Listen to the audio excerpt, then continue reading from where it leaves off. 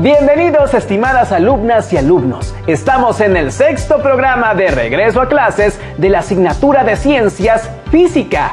En nuestro sexto programa nos acompaña la profesora Nora Alejandra Peña, quien nos apoyará en el desarrollo del tema del día de hoy. Bienvenida, profesora. Gracias, Enrique. Me da mucho gusto poder participar en esta sesión y les envío un cordial saludo a todas las alumnas y alumnos que nos acompañan el día de hoy. La sesión de hoy se titula Gráficas de caída libre. Con el apoyo de la maestra Nora realizaremos la gráfica de la caída libre de un objeto. Los materiales que utilizará son lápiz y goma, colores y cuaderno, de preferencia de hojas cuadriculadas. Te sugerimos que tomes en cuenta las siguientes evidencias de trabajo: tabla de valores, gráfica de la caída libre de un objeto. Para facilitar este trabajo, no olvides tomar notas de las ideas principales de tus reflexiones y de las preguntas que surjan durante el desarrollo del tema. Bueno, si ya tenemos todo, entonces, ¿qué le parece, maestra, si comenzamos? En sesiones anteriores estudiamos dos tipos de movimientos: el movimiento rectilíneo uniforme de un objeto y el movimiento uniformemente acelerado. También identificamos las características de cada uno de ellos. Para recordarlas e iniciar con el tema, te invitamos a que observes el siguiente video. En la vida cotidiana podemos observar la manera en que algunos cuerpos inician su movimiento, desde estar en una posición en reposo y poco a poco van aumentando su velocidad. Te invito a que revises el siguiente experimento. Para realizar este experimento utilizaremos los siguientes materiales: un balín metálico, un riel de 1 metro, un celular, cinta adhesiva, un flexómetro o 1 metro, 3 libros para inclinar el riel. Colocaremos el riel sobre 3 libros para que esté inclinado. Siguiendo la trayectoria del recorrido del riel, haremos marcas sobre el piso a partir del final del riel, cada 10 centímetros hasta completar 2 metros. Ahora, acomodemos el balín en la parte superior del riel para que ruede libremente por él. Mientras lo hace, midamos con el cronómetro el tiempo que tarda en recorrerlo. El tiempo es de 4.5 segundos. Ahora, midamos con el cronómetro el tiempo que tarda el balín en recorrer el camino con las marcas que trazamos después del riel.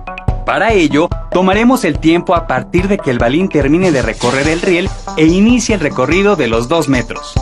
El tiempo que obtuvimos es de 5 segundos. Con los datos obtenidos podemos calcular la rapidez utilizando la fórmula que ya conocemos. La distancia recorrida por el balín entre el tiempo que tardó en recorrerla, es decir, 2 metros entre 5 segundos, el resultado de la división es 0.4 metros por segundo, que es la rapidez con la que el balín se movió en los 2 metros. Si dividimos la primera marca de 10 centímetros, que equivale a 0.10 metros, entre el valor de rapidez 0.4, obtenemos el tiempo que se tardó en recorrer esa distancia. Si el balín tardó 0.25 segundos en llegar a la primera marca y 5 segundos en recorrer los 2 metros, podemos construir una tabla con el tiempo obtenido por cada 10 centímetros que avanzó el balín después de recorrer el riel. La tabla quedaría de la siguiente manera.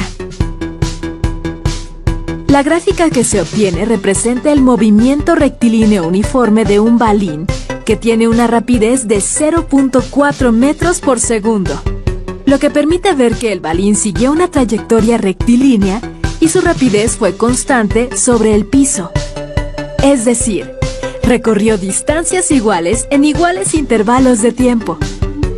Ya vimos qué rapidez tiene un balín en realizar un recorrido en cierta distancia. Pero, ¿en el riel? ¿Su aceleración se mantiene constante o va cambiando durante el recorrido?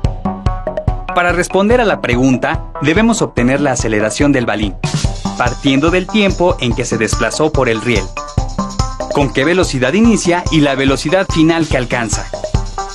Representamos los valores en la fórmula de aceleración que ya conocemos. La velocidad final, que es 0.45 metros por segundo, se resta a la velocidad inicial, que es 0 metros por segundo. El resultado de la operación se divide entre el tiempo, es decir, entre 4.5 segundos. Así se obtiene una aceleración de 0.1 metros por segundo al cuadrado. Con base en los resultados obtenidos, sabemos que el balín tuvo un movimiento uniformemente acelerado. Es decir, partió del reposo al iniciar su recorrido, incrementó su rapidez de forma constante y tuvo una aceleración de 0.1 metros por segundo al cuadrado.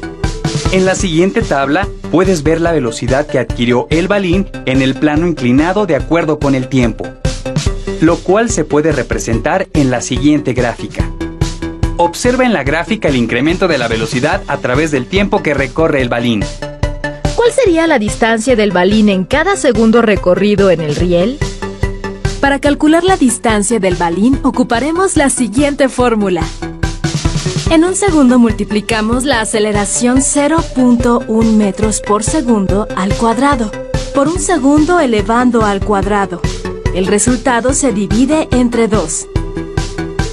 Si repetimos la operación por cada segundo recorrido, obtenemos las siguientes cantidades representadas en la siguiente tabla. Ahora podemos utilizar los resultados que obtuvimos para elaborar la gráfica.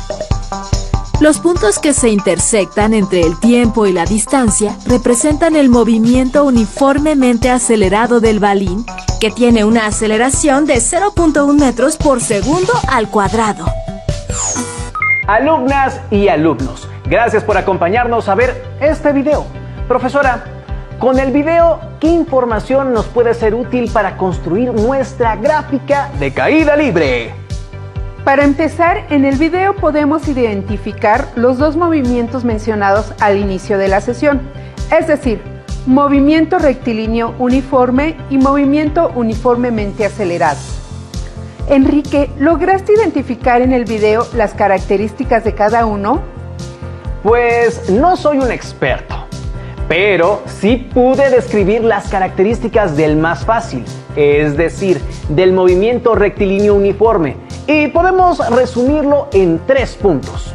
1. Su velocidad es constante. Esto quiere decir que recorre distancias iguales en intervalos iguales de tiempo. 2. La tabla de datos de este movimiento involucra únicamente distancia y tiempo. Y 3. La gráfica que representa este movimiento y que se obtiene de la tabla anterior es una línea recta. Pues mira que sí pusiste atención, Enrique. Entonces a mí me toca recordarles a los estudiantes las características del movimiento uniformemente acelerado que se presenta en el riel. 1. Su velocidad no es constante, porque esta aumentaba en relación con el tiempo. 2. Su aceleración sí es constante.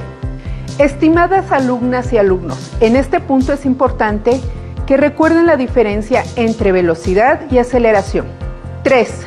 La tabla de datos de este movimiento involucra velocidad y tiempo. 4. La gráfica que describe este movimiento y que se obtiene de la tabla anterior es una curva. Profesora, ¿con esta información ya podemos construir nuestra propia gráfica? Aún no, Enrique. Tenemos que partir de una situación problemática. En la sesión anterior mencionamos que una de las aplicaciones de la caída libre era la clasificación de diversas frutas, granos y semillas. Por más que lo pienso, no me puedo imaginar cómo es que los separan todos mientras caen estos alimentos. ¿Te parece esto una situación problemática, maestra? De hecho, has propuesto un muy buen ejemplo. Así que manos a la obra. Necesitamos conocer el proceso. Para ello ocuparemos un esquema muy sencillo y nos enfocaremos en la parte en que interviene la caída libre. El proceso inicia cuando las fresas u otro alimento son distribuidas en una banda que los trasladará a la rampa de caída libre. En esta zona se encuentran cámaras y dispositivos de rayos láser que detectan los productos defectuosos. Unos segundos después, los productos con defectos son golpeados por un potente y preciso chorro de aire, enviándolos a la zona de rechazo. Mientras tanto, el producto de buena calidad sigue su caída libre de forma natural. aún no entiendo cómo es que la máquina sabe cuándo disparar el chorro de aire. Parece algo complicado, pero no lo es. Recuerda que conocemos la distancia entre la cámara y el tubo que lanza el aire, ya que estos están fijos. También sabemos que la caída se debe únicamente a la fuerza de gravedad, que produce una aceleración constante de 9.8 metros por segundo al cuadrado, y por supuesto el valor de la velocidad inicial, que es 0. Con estos datos es posible calcular cuánto tiempo después de que la cámara detectó el producto defectuoso, el eyector de aire tiene que activarse. Sin embargo, obtendríamos únicamente un punto de la gráfica y con esto no es posible determinar si será una curva o una recta.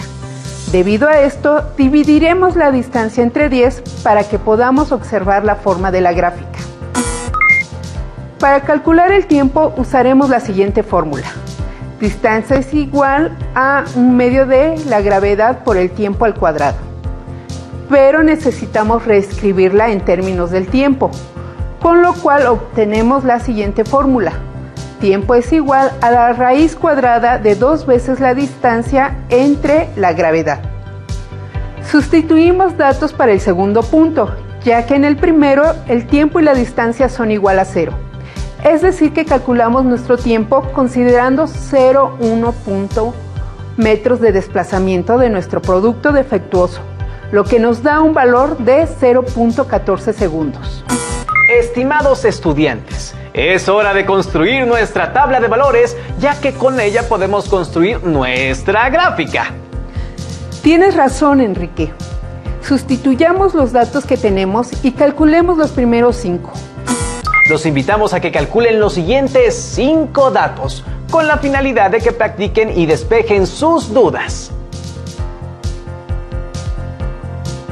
Esta es la tabla completada. Obsérvala bien y comprueba tus resultados. Hemos terminado nuestra tabla, así que el siguiente paso, si no me equivoco, es construir nuestra gráfica.